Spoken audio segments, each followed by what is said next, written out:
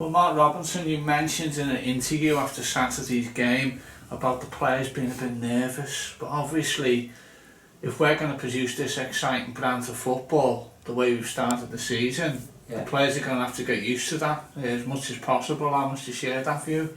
Yeah, we had a long meeting this morning on it, to be honest, because again I wanted to make sure what I thought happened and it was an emotional day on Saturday. So after the Doncaster performance and the Charlton performance on the day, I thought we were fine, we were pretty good, but the fans seemed to think we were really good, and when I watched those games back, we were a lot better than I thought we were. Saturday, I felt first half we were quite poor, and the fans were quite positive again. So I watched it all back on Sunday, and I still maintain that we weren't great first half, and that's what we went through today.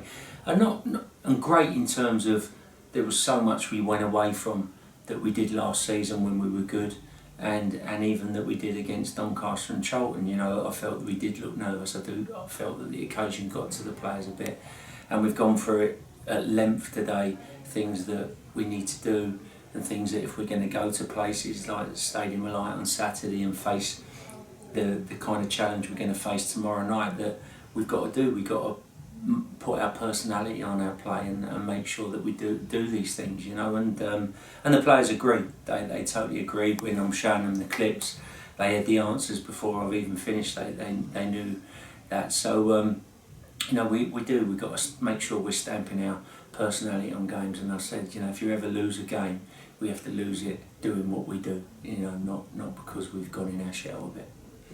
And we're here quite late afternoon on a Monday. Yeah. What's been going on today? Yeah, well, as I said, we had a long meeting and it was needed. I said after the game I felt it could be a bit of a wake-up call, and I'm not going to lie, there was lots of things I wasn't happy about in the first half, and we needed to go through it. There's no point just saying, well, I'm not happy. We need to go through it in detail and find out why, without it being like a persecution. It's not about that, but find out why we didn't do those things, and get the players to talk, which they've done, and they've spoken openly, and we've gone through everything. So and which is good, because then you feel in a better place, and then you don't need to take it on to tomorrow night. So yeah, we've been quite open and honest with each other, and we've just got to make sure that it doesn't happen again. Because I felt as well, Chris, at 3-1 the performance changed and the shackles come off, which shows me they were nervous, because at 3-1 you have to do something, and we did. If anyone watches the game back, as soon as the third goal went in, I think we had something like 5 successive corners, 3 successive free kicks. They were penned in their half, so this was even before the substitutions come on. So as I said, it's just about always trying to put our personality and our stamp on the opposition. I know you're always focusing on us, and it's just 20% on the opposition in terms of the approach, but a few interesting quotes from the Gillingham camp in the build-up to this match. Did you hear about them? Yeah. I got them sent to me yesterday, actually. So Steve seems to have an insight into our budget that I don't know about, as far as I know. Well, we're exactly the same as we always have been for the last 5-6 years budget-wise. So yeah, but it is what it is. I'm not sure where he's got his information from, but we're still really happy with the squad we built, with the resources we've got, and as I said, I see no reason why we can't massively overachieve. And you're someone who's been here since 2004, and you've had to get by on low budget all the time. So although you've stepped up to first team level, it's always been like this, isn't it? It's always been like that. I mean, with the academy, we've never used it as an excuse ever. As I said, when I started here, we were training in parks with Coach for Goals, and it didn't stop us going to beat academies back then, and it's part of what we're about. But but things have stepped up a lot here professional wise. Players have got more than they've ever got. We just are where we are, in terms of other resources. But I think the recruitment guys have been fantastic in their work. We've played our part in what we've done in terms of the presentations to try and land the players that we've got, and gone to real lengths to get them. So I think that's why we've built this, as young as it is, that's why we've managed to build the squad that we've got. So I see it as no reason why we can't have a really exciting season. And there's competition right throughout the squad, certainly in midfield, but Anthony Hartigan's come back from his loan spell and seems to be playing the best football since he broke through. What have you made of his progress? How can I answer this one? Yeah, people have said to me, is it because of his loan spell? I don't really see it like that. I'm being completely honest. I don't know why a loan spell to League Two football, when you've played over 100 games in League One football, would make you come back a better player. So I don't think that's the reason. I just think he's being Anthony Hartigan. That's the reason. He's making his own decisions. He's being allowed to make his own decisions. And like all players, when he gets things wrong, then he get the support he's needed. I still think there's loads more to come from him, but no, it's good to see him more like his old self when he broke into the squad all those years ago, and everyone was hugely excited about him.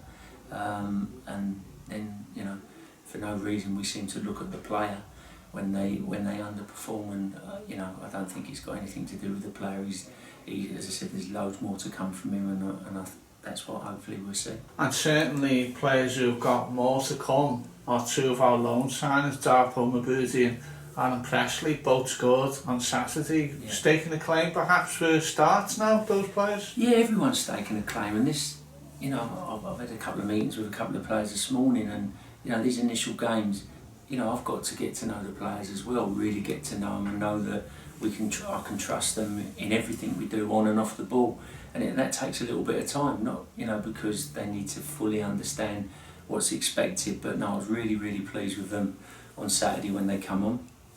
And everyone's got stake in a claim. This is what I keep trying to explain to the lads. I think we've got a real good, talented squad with depth, and they all need to stake a claim, but what we need to be is all on the same page, completely and utterly on the same page.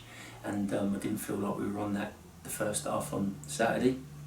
So yeah, they'll definitely be in for a shout for tomorrow night. Squad news, how is everyone fit and ready to go? Yeah, we're all good. We've got Paul Sue back as well now, which is good. I thought he had an excellent game against Charlton. So we're completely injury free, which obviously gives me more decisions to make, but you know, it's a great place to be in.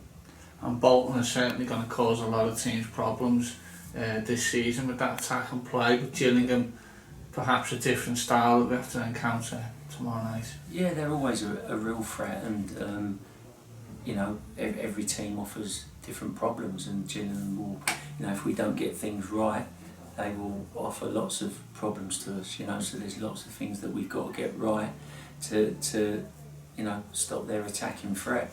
So, and it was the same against Bolton, and you know, what you know, I wasn't happy with against Bolton was they were always going to be a threat, but there was things that we did that didn't help that made it worse, and we certainly need to, you know, it's a different style, but we need to get that right tomorrow, because they're going to carry enough threat as it is without us giving them a helping hand tomorrow night.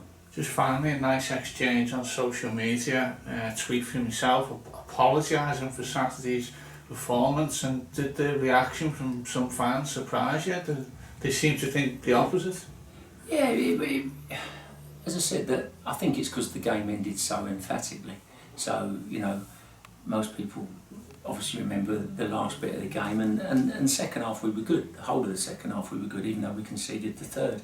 And it wasn't, I'm not saying it was awful first half, it just wasn't us. And it was just more of an apology on such a historic moment. You would love to look back in the history books, and it was 3 points, you know, so as well as all the emotion and the great day, it would have been great to look back and we got 3 points for the fans, for something to always remember. But no, they were really kind, and I'm glad that they still felt it was a day to remember, which is